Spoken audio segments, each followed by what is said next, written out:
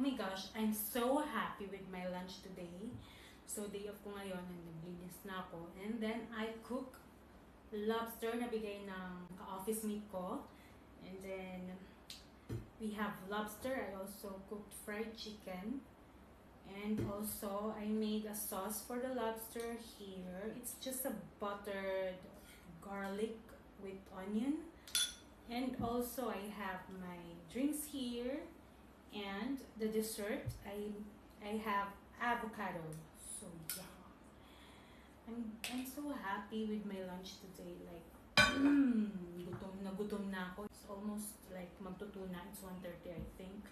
So yeah, and of course, hindi pwedeng mawala yung rice. We play a song of "The Man I Need." Oh my gosh.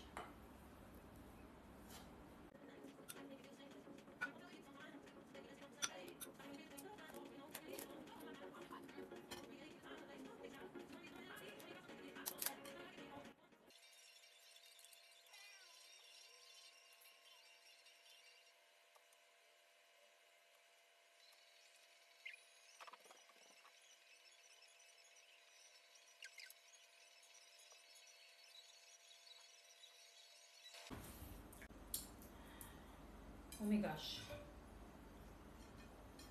Naubos ko na siya. Wala na, ubos na. Grabe. Craving satisfied. Look at my plate. Malinis, di ba? Oh my goodness. And yung rice.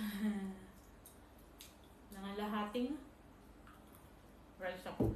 So, naubos ko. Almost half yung naubos ko sa rice. Tapos ako lang mag-isang kumakain. Di ba nakakaloka? Ang lakas kong kumain para kong lalaki. Tapos we will do dessert na. My avocado dessert. I'm a happy kid right now. Kasi kumain ako ng lobster.